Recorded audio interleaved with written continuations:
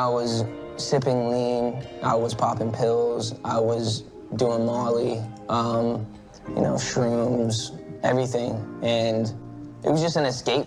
Well, it's not your game. You didn't make the rules, so everything comes hard. And as long as you're signed to a contract, you're gonna take a minority share of the winnings. A select few of us will do well, the majority will not. So as a people, we'll be considered a minority. But stop, let's take a moment and look at yourselves.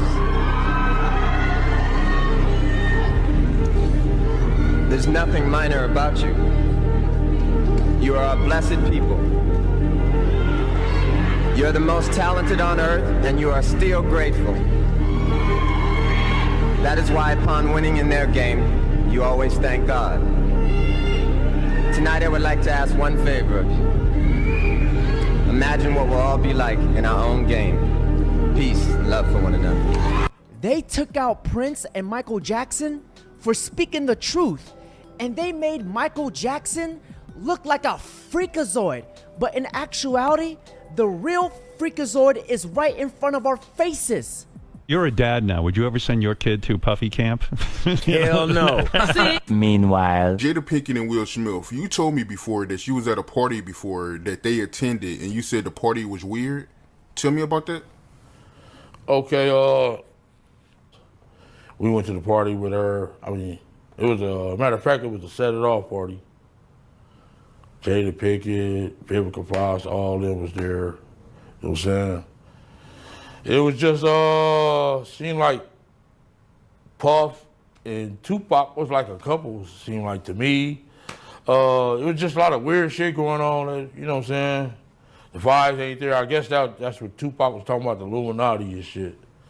It's like Vivica Fox was with this big gay man. He was 6'9". They called him, his name 6'9".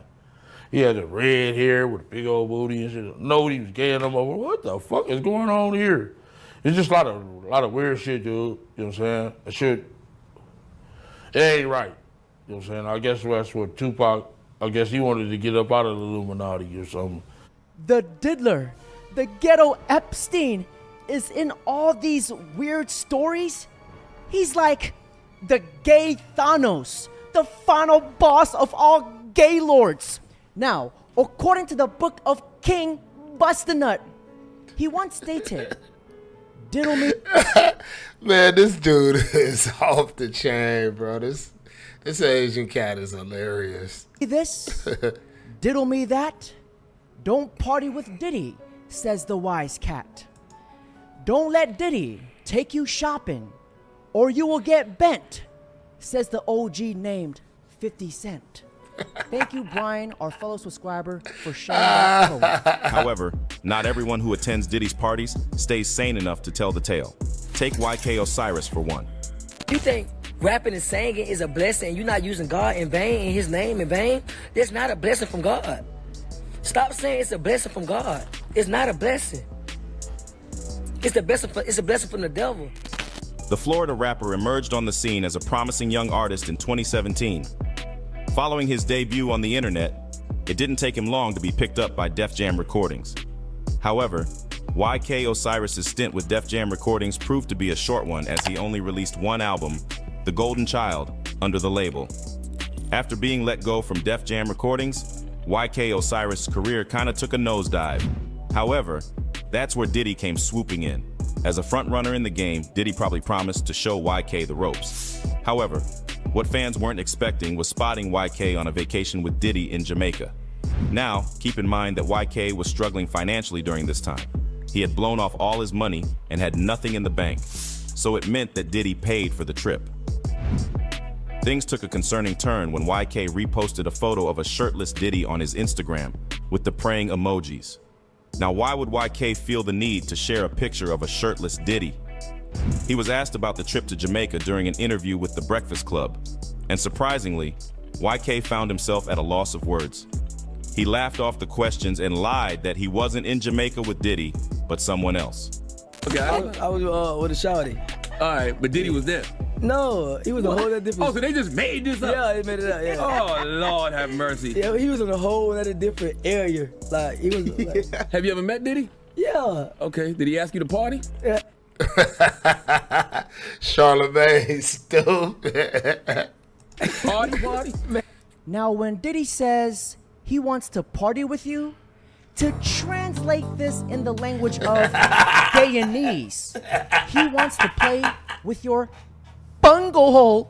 We already knew what he did with Usher. The young and innocent Usher was exposed to explicit activities carried out by other celebrities under Diddy's watch. And not just that, he and Diddy even shared a bed. Man, this is really disturbing. Could that be what he wanted to do with young Justin as well? Expose him to things improper for his age. I mean, Diddy even confessed he didn't have legal custody over Justin as he had with Usher, so he had no right to expose Justin the way he did. The ultimate proof that Justin was influenced negatively is his confession of his struggles with addiction and breaking the law. The superstar opened up in his docuseries that he was using drugs early in his career and couldn't do without them.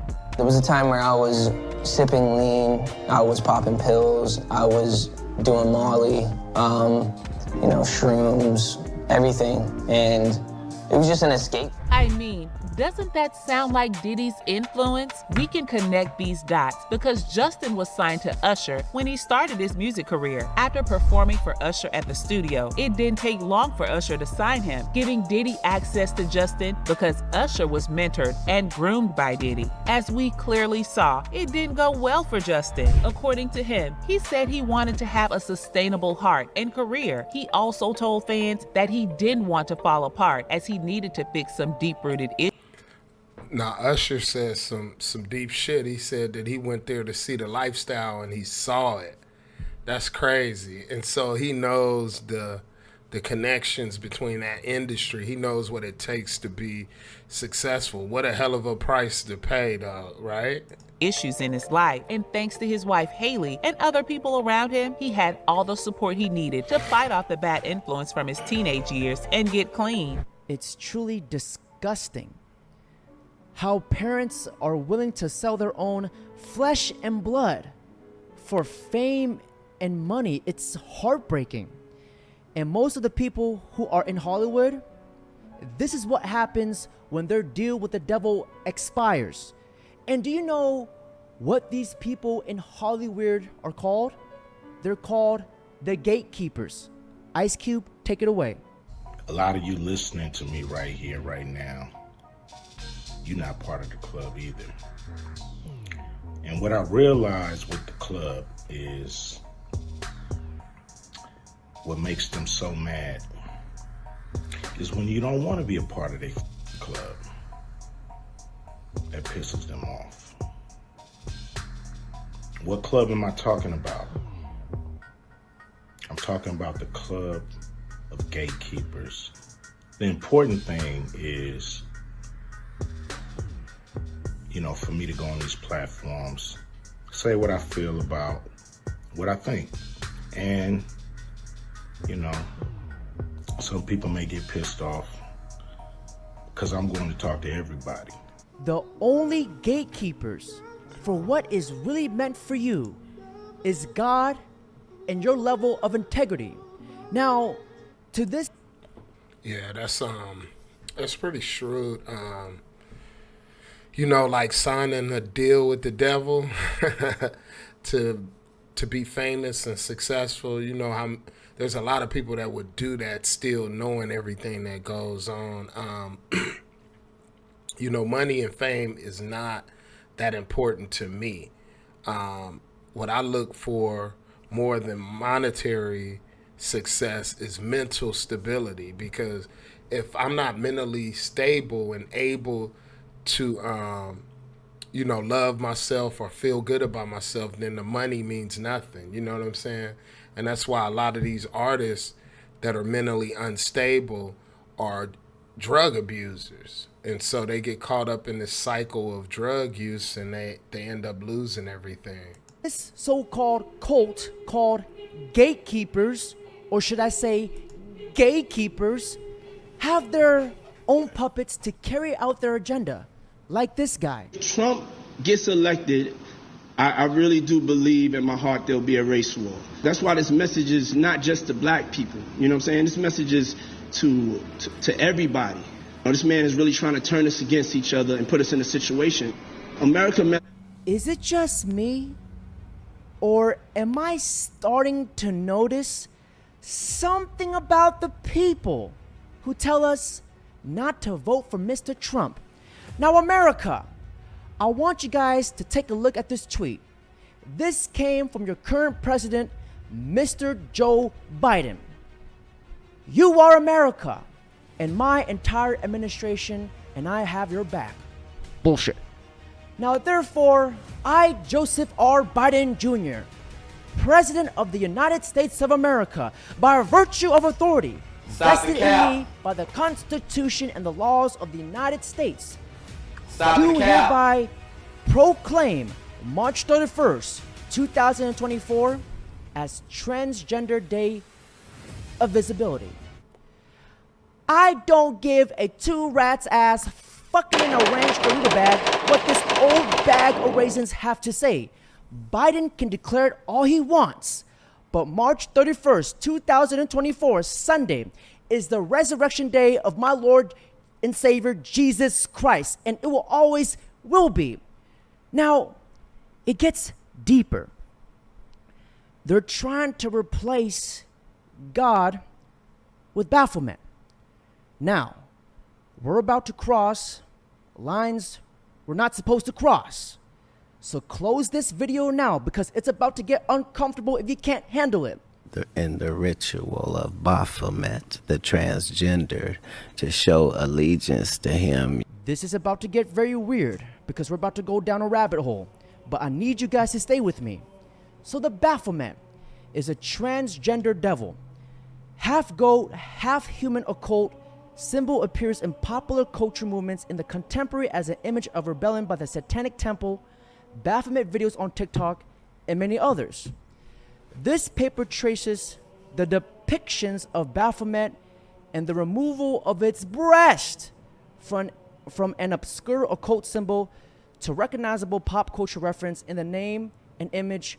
More specifically, examining these initial visual representation and their contemporary counterparts as part of a transphobic and cis-normative project that erases the utility of trans symbols for trans Satanists. Doesn't this sound familiar to everything that's going on right now?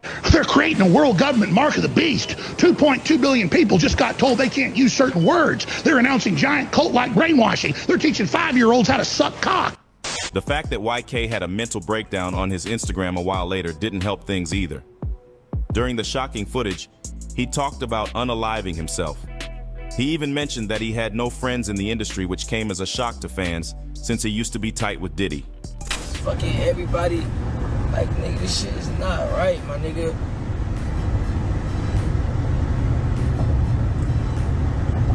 So what the fuck I'm living for? Like, why the fuck I'm on this earth for? Like, why, like, Osiris, why you haven't even, like, Yeah, like, mental stability, like I was saying, is number one thing. Money, none of that stuff is more powerful than having your mentality together and being strong mentally. It's a shame that this young brother is out here doing this stuff on social media, crying out for attention. You know, I pray for him in hopes that he get it together. This fucking crash, like, this do something that like, at this point, it's like, why the fuck you on this earth still? Like, why the fuck you, like, why the hell you on this earth? Why, when nobody fucks with you? It's like, you don't have nobody. Like, what the fuck are you on this earth for? YK also called out fans for praising artists in the industry. In his eyes, they were all devils who had managed to fool the public. Man, giving y'all all these stupid ass talks. Oh, this God bless it, what God wants you to do. No, this is not what God wants you to do. You go through all this shit. The devil give you all this money. Go through all this shit to destroy yourself. You destroy yourself. This is not God blessing, my nigga. God don't want you to do no, God don't want you to talk about no sex, money, cars, clothes, and hoes. What makes you think it's a blessing? What makes you think that? It appears that YK ventured too close to Diddy's orbit and paid the ultimate price, sacrificing his sanity in the process. Given YK's downfall and his close relationship with Diddy, it seems like there might be some truth to the rumors about Diddy exploiting young artists at his parties for his personal satisfaction after all. So whether it's Kevin Hart spilling the beans or Jamie Foxx pulling back the curtains on Diddy's wild parties, Diddy's rowdy gatherings sound like something straight out of an R-rated film. It's an exclusive event for the chosen few. Fans might have turned a blind eye if it were just nights filled with drug-fueled celebrations and endless drinking. However, that's not the case. These gatherings serve as a setting for Diddy and his inner circle to exploit young artists. As more industry sources step forward to blow the horn on what goes on behind closed doors, one cannot help but wonder if Diddy's days of partying are nearing their end. The recent revelation... Now, I believe like that's a tragedy for, you know, anybody that's willing to indulge in that type of fornication. You know, they're adults, that's their business. But to exploit, as a black man, to use your blackness and the black card to do these type of things to young black men, man, it's insane, bro.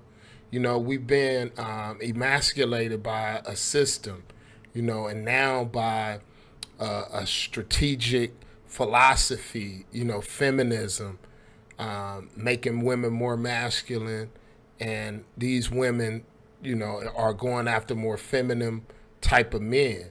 But to also have your brothers, black men in power that are successful, some of the only ones doing it, to treat us like that, to treat black men like that is insane, because at the end of the day, it's as if the only way that these people are coming into power is by taking advantage of their own community. Even if you look at the rap, the genre of music, rap music, hip hop or trap music or whatever, all of that is degrading not only, you know, the sisters but brothers too. It's you know, putting us in situations to where we're, you know, criminal minded type of you know, songs that are indoctrinating the youth, you know, with drill and killing each other. So it's crazy. The only way that we can eat, it seems like, is to take advantage and to you know, to milk our own people. It's crazy. Have certainly shaken the ground beneath the rapper. At this point, there's no telling what the future holds for Diddy. Is this where it ends for the rapper? Will more close comrades jump ship to avoid sharing the music mogul's fate? Only time will tell. It's very simple. Don't ever sell your soul, because if they don't feed you, they can't starve you. Now, selling your soul for temporary pleasure and fun in this life, but consequently an eternity of suffering in the next life, the juice is not worth the squeeze. Now, before I end this video, don't forget to like, comment, subscribe. And to all my Christian and Muslim brothers, religion should not divide us. It should unite us so we can fight the bigger battle. Gentlemen, that's it for today's video. Don't forget to like, comment, subscribe. Them niggas who was at. This is Bill More Black. Make sure you like, subscribe, comment, share the video. I really appreciate your support and really need it. Did his shit, toasting with that champagne every year, having speeches with, man. Nobody speak up for this man or nothing. Soon as they say something, when you're on top of the world, it's a celebration. Bro. When you're on the bottom, it's a denilation. Bro, the same motherfucker you see going up, you gonna see coming down. All them motherfuckers, all with them suits on, with their cups up. Ain't nobody said nothing. They ain't, fool. Man, as soon as they say something, they in the crosshair, fool. Boy, this world, boy. This world, boy. So you was around Diddy too. That's why you ain't gonna see too many niggas around me. Who was around me before I went to jail. You don't see too many niggas around me. Cause them niggas The niggas did me like Diddy people. Mayday, Mayday. Every damn day is a payday. Shorty bad, slay, rockin' Fendi boots in the day. Slay, yeah. She gon' get money like it's payday. Bad bitch, stay rich. Only gon' shop at Saks Fifth.